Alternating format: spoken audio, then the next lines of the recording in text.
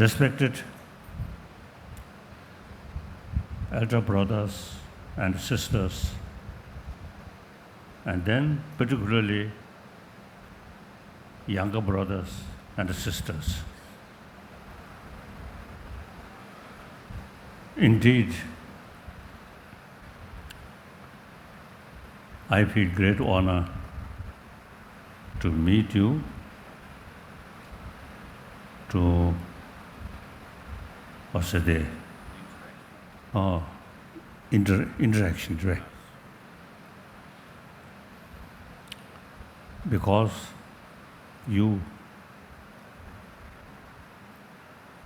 these young student, you are the true, I think, generation of 21st century.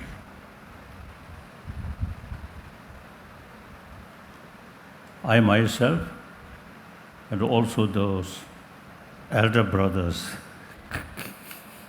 sisters, we belongs to 20th century. So 20th century already gone. Our past, we cannot change. Just we learn from past event. Now future still yet to come. So our own hand, whether future be happy future or troubled future, is on our own hand.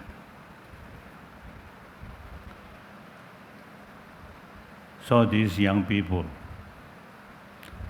your generation of 21st century, this 21st century,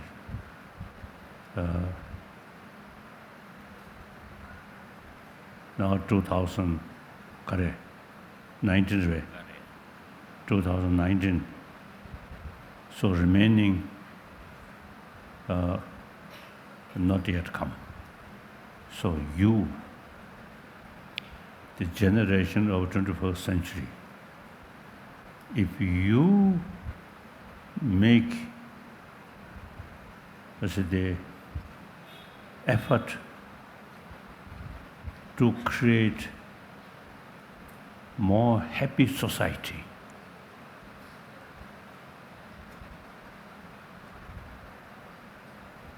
I think within this century,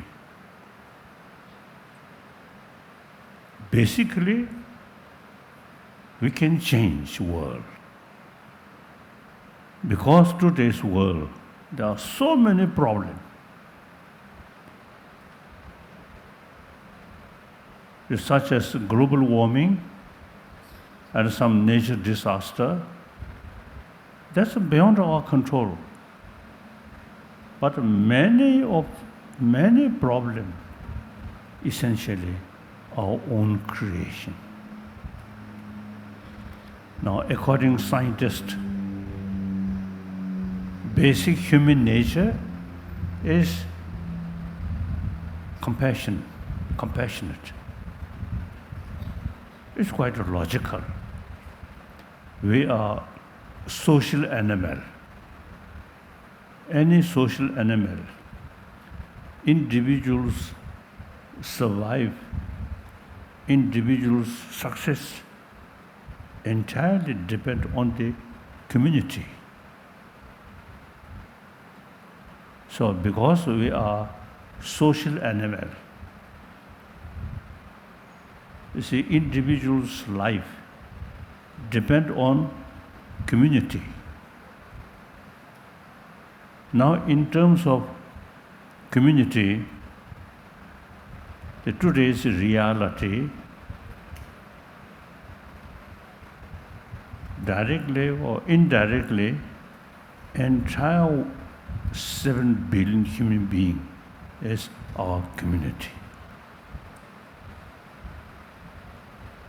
East, future of East depend on West. West also depend East. Similarly, South and North. Because of population, because of technology and information. So, now, it's all thinking. My continent, my nation, only think. Limited people. I think that gone.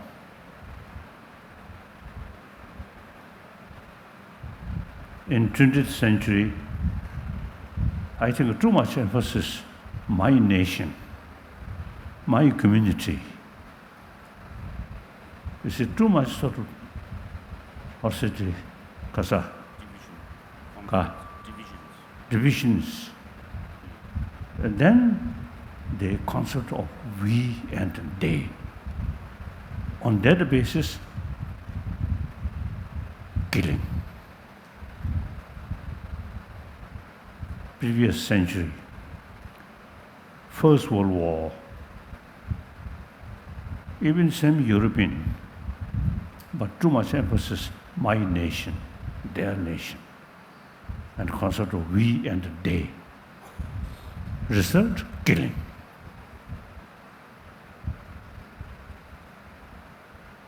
And then Second World War.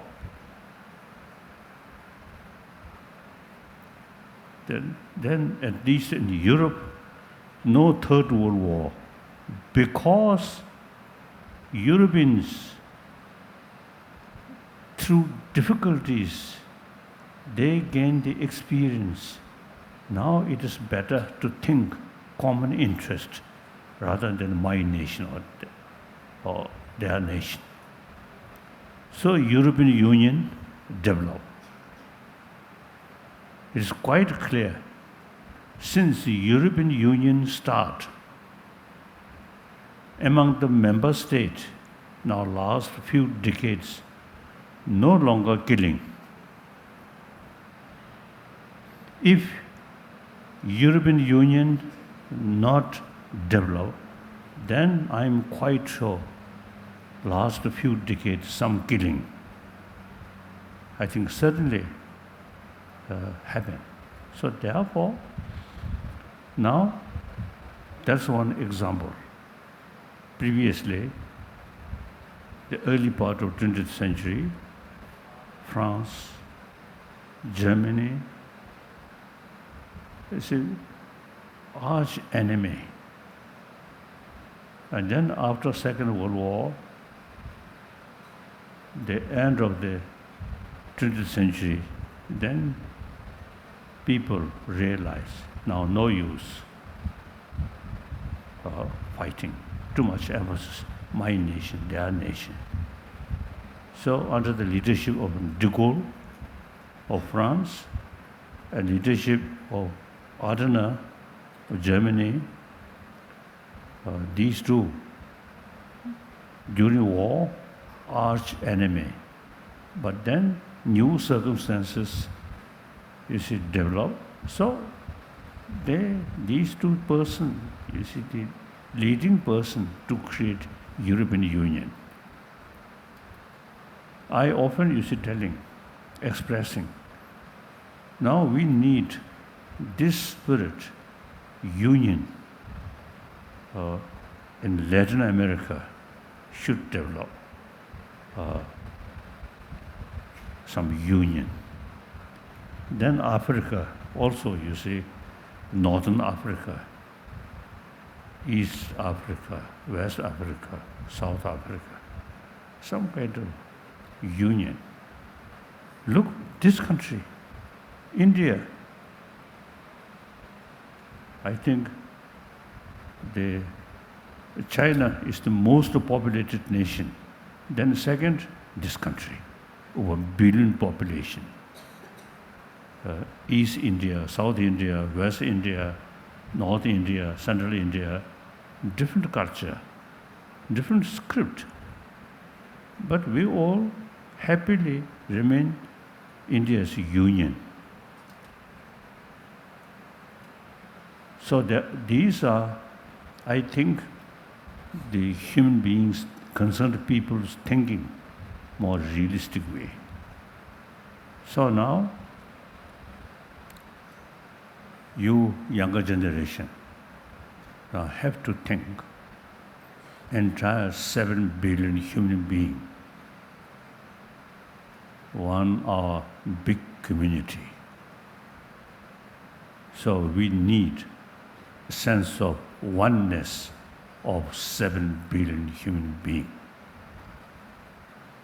Different race, different culture, different language, different religion. It is personal matter. But our common responsibility is think about humanity. And then also our life very much depends on nature. So we have to take care about nature or environment.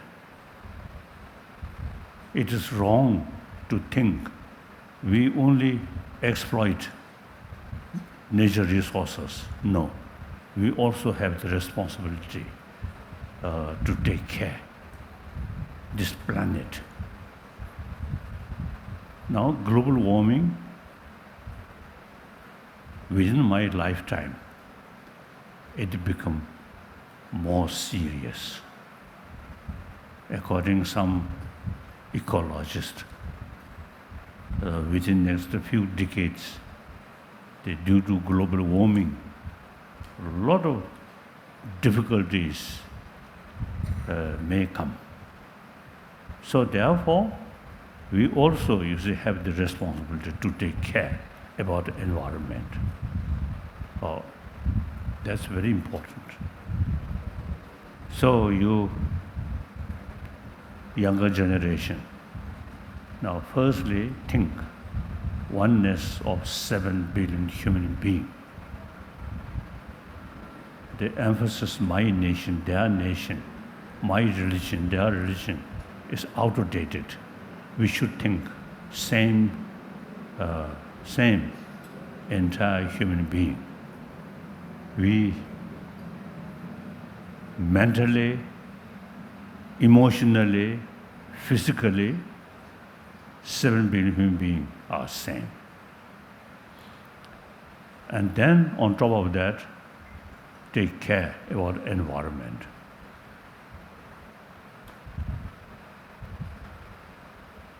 Now, for example, Dharamsala, 1960, I shifted from Mussoorie. 1959, I reached India, then hurriedly arranged my place in Mussoorie. Then government of India, you see, think more permanent sort of basis. Then they arranged me to stay Dharamsala. In 1960, I shifted from Mussoorie to Dharamsala. That winter, 60, winter, lot of snow, Dharamsala. We play much. Then, year by year, less. So we actually experienced. And then Tibet also. In previous generations, they say some of the mountain around Lhasa, a lot of snow, gradually less. So now they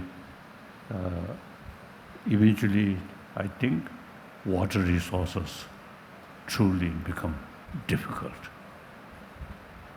So we have to take care about the environment. This also part of sense of global responsibility. Firstly, entire human being, no differences of religion, no difference of nationality. And within India, no differences of caste system. These are outdated. We have to think oneness, as I mentioned earlier, union of India, entire Indian, oneness of Indian.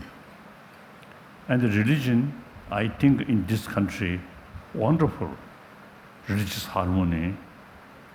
I think over 2,000 years, different religious tradition. Within India, firstly, I think 3,000-4,000 years ago, the Sangha philosophy. That's the earliest Indian philosophy.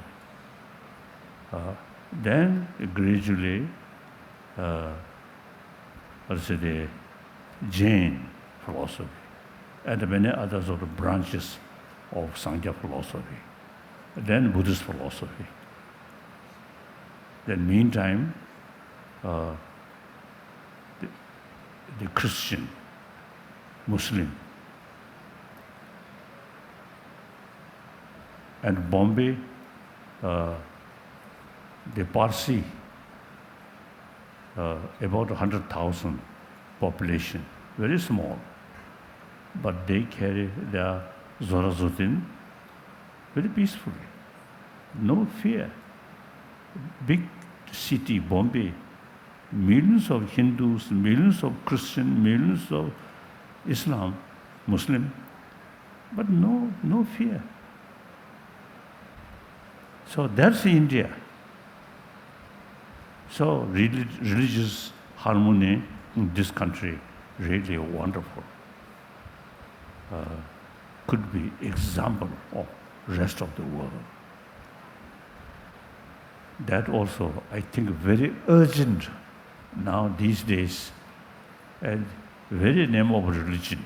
For example, Shia and Sunni killing in Afghanistan, in Syria. Now there is real danger now these days. What's the Kosa? Kajir Kosa.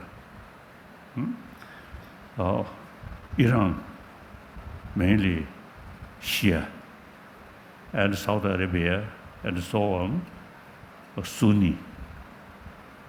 Besides political and economic sort of complication, they also, okay.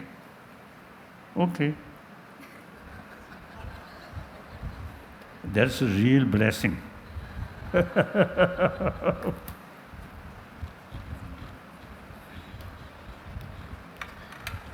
Besides complications of difficulties, economy or these things, but Shia, Sunni religion, that also I think caution.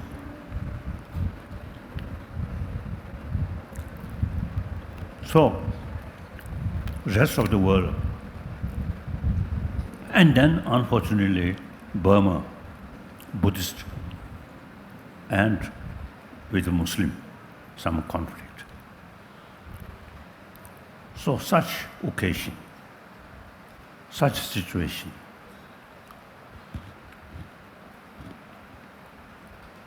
India's religious harmony must show rest of the world. All different religious traditions can live together with mutual respect. So, since I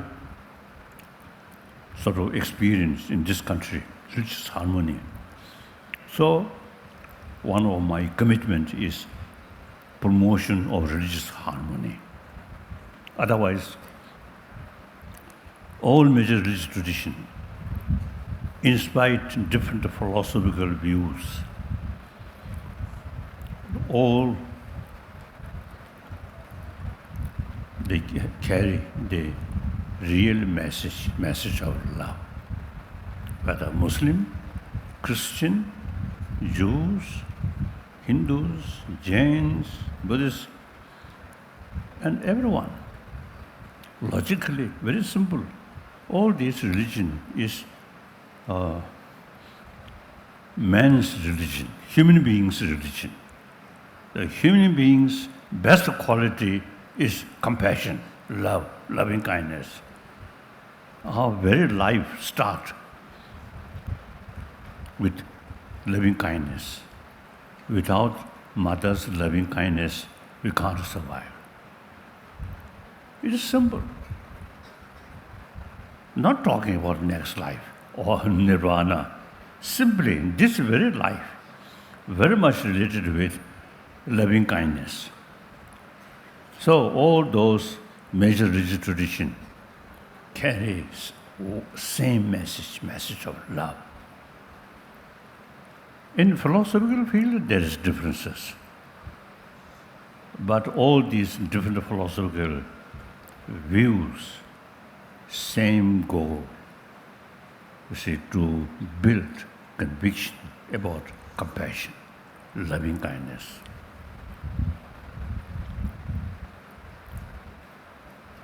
So different philosophy is necessary. Human being, different culture, different mental disposition. So we need different philosophical views. Therefore, for example, Buddhism, within same Buddhist sort of community, and particularly Nalanda tradition, there are actually four major schools of thought: Vibhashik, Saudantik, Chittamantra, Madhyamika. And each have some sort of divisions there. So same people who follow Buddhism and recite Buddham Shanam Gacchami, Dhammam Shanam Gacchami, Sangham Shanam Gacchami, but because of different mental disposition, you see, different philosophical views, you see, develop. That's one example. When Muslim, Shia, Sunni, and Christian, Catholic, Protestant, so on, these things. So in philosophical field differences, but then we must realize all different philosophical sort of thinking, all, you see, aiming to bring conviction, the importance of loving kindness. So there's a real possibility to develop religious harmony. So it is quite terrible, in the name of religion, killing each other. Terrible, unthinkable. So religious harmony in this country, over 1,000 years, this religious harmony in there, it is really India's one precious to show the world religious harmony is possible and important. So now, you young Indian, since future, you are the generation of future, so you should think more seriously.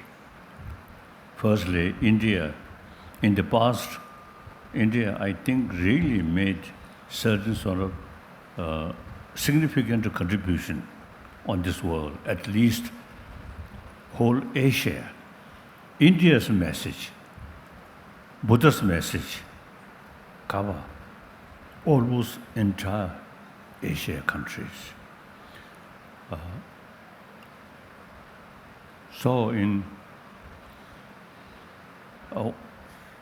although I never state Buddhism is best, each and different people, different mental disposition,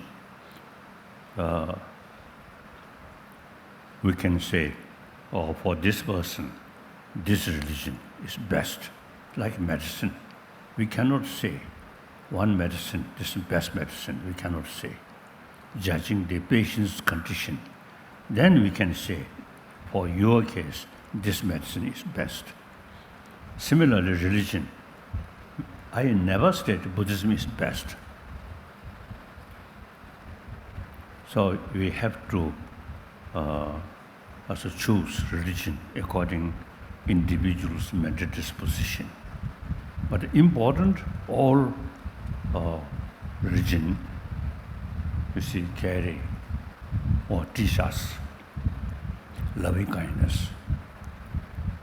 Among the religion, basically two groups, theistic religion, non-theistic religion. Theistic religion believe God, creator.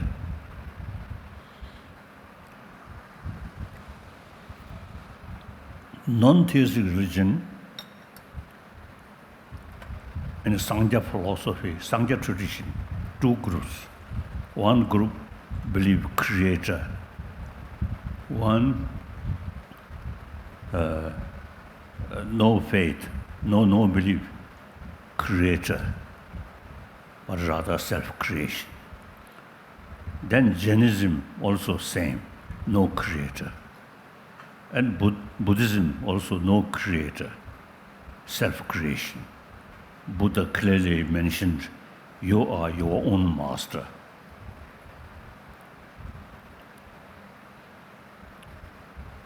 Sometimes I feel Buddha's own sort of selfish sort of view, the responsibility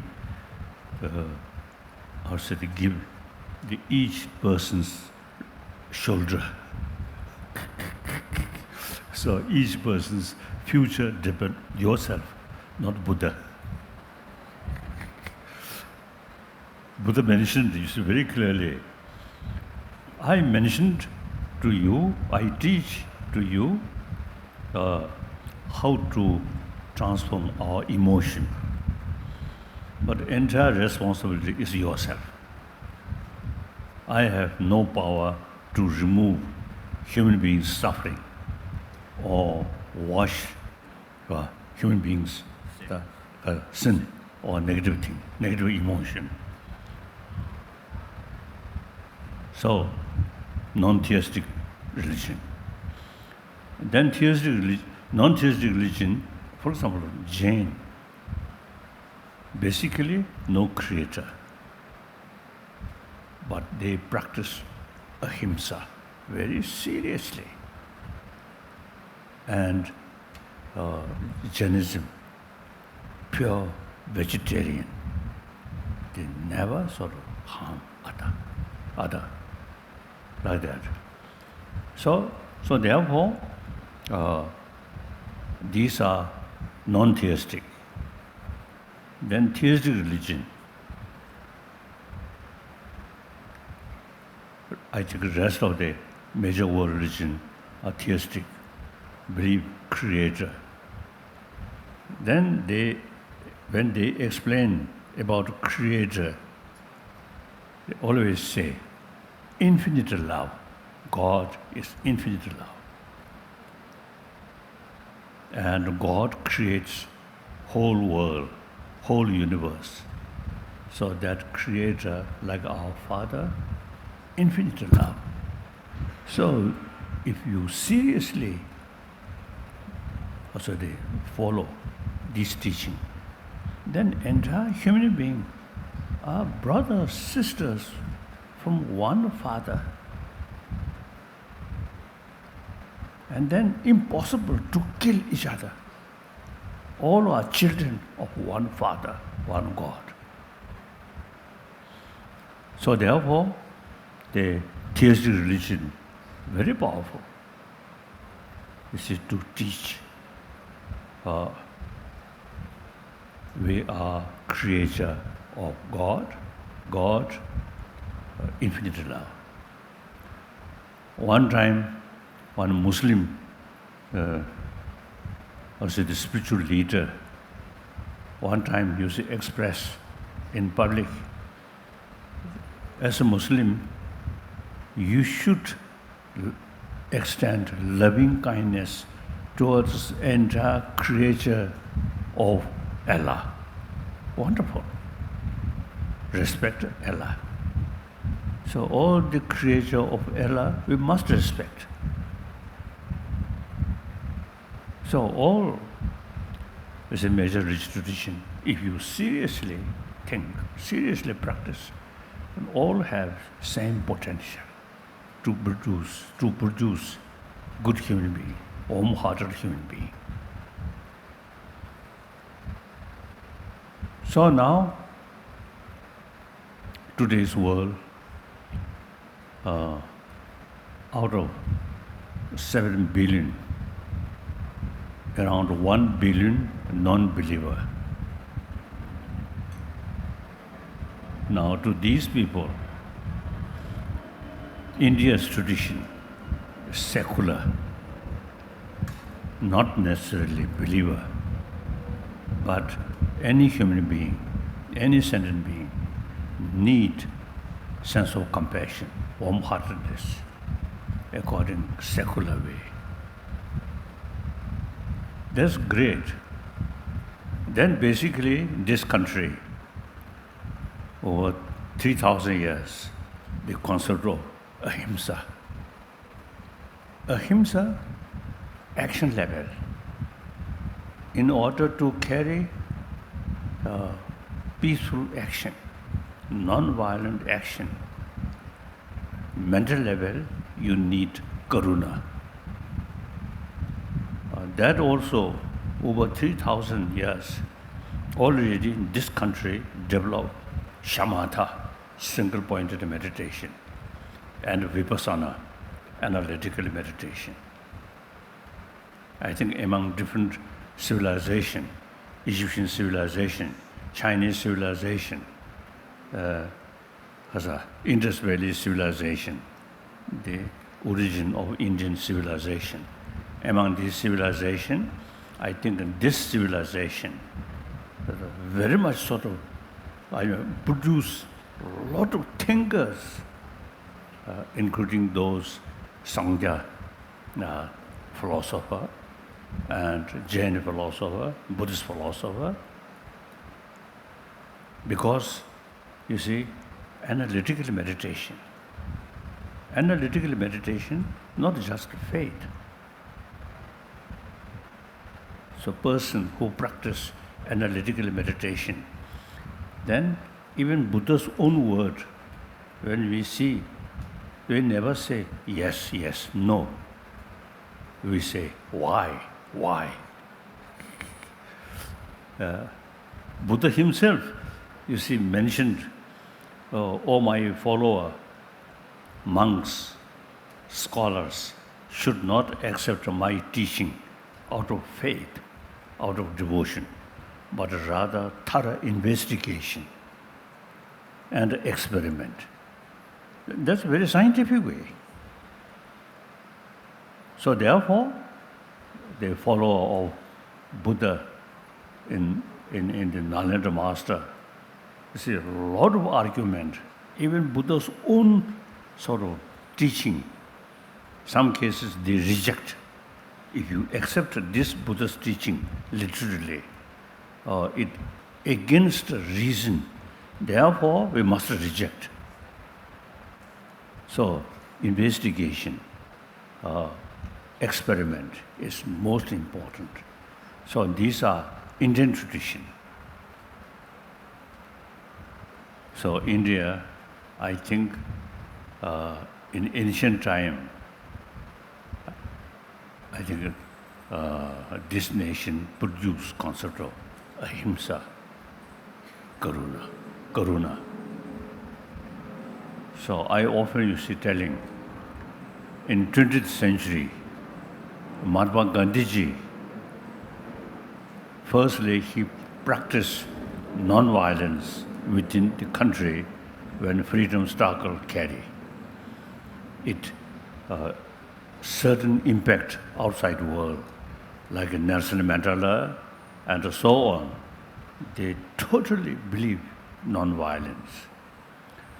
Now, this 21st century, I think India should show rest of the world compassion, karuna.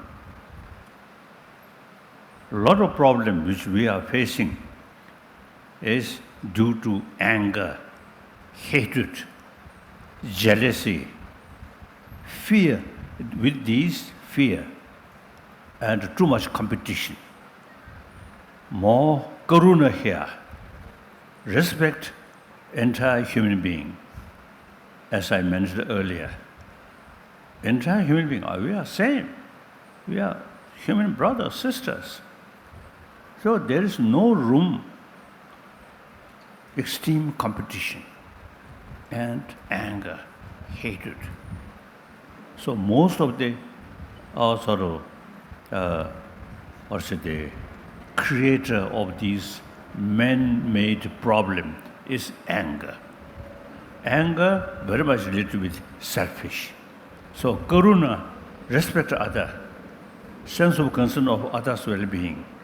That is there, no room of anger, hatred, exploitation.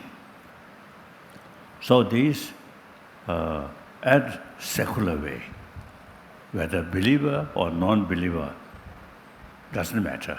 So long we are human being, so long we are social animal, we need mentally, emotionally, which bring together. That's karuna.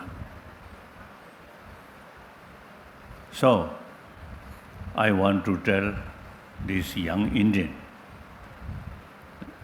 I think India, during British rule, Britisher introduced modern education. Modern education very much oriented about material value.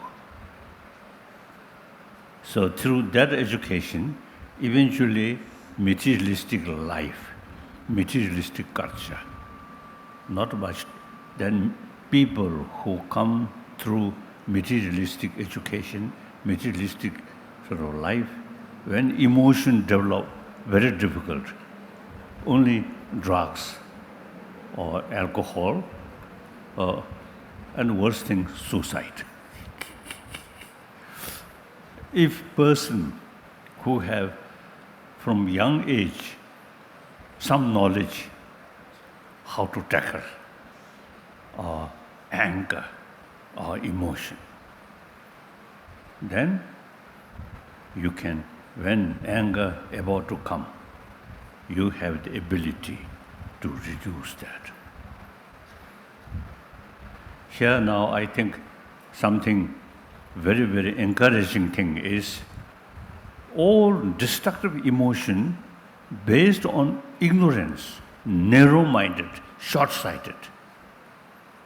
All the positive emotions such as karuna, full of reason.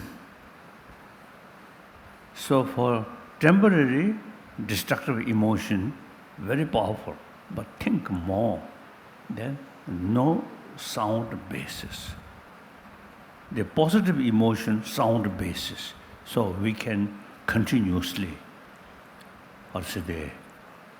increase like that. So these are Indian tradition. Now you, young Indian, of course, you have to think about material value, but at the same time, ancient Indian sort of knowledge how to tackle our emotion. That's very important. Nowadays, I always is telling, India have the ability to combine modern education and ancient Indian knowledge. Modern education related with material sort of development and technology, science, very good, very important. Meantime, ancient Indian knowledge brings inner peace, how to tackle our emotion. So, this country can combine these two things. See, training or transforming our emotion, this knowledge is your own knowledge, not from outside. So only question is revival of this ancient Indian knowledge. One of my commitment is try to revival of ancient Indian knowledge. So the young people, if you combine modern education, modern knowledge, and ancient Indian knowledge, how to tackle my emotion, then your life certainly be more happier, more calm. Very important. So these young people, sometimes I jokingly telling my Indian friend, this physical, not Indian, but my mind is I am more Indian than these old Indian who are Western educated. So therefore, through my own experience, my life, a lot of sort of complication, difficulties. But I have the ability to keep peace of mind because of India's knowledge. So through my own experience, these 1,000-year-old India's tradition to tackle our destructive emotion, to keep calm. Okay. So that much I want to share with you.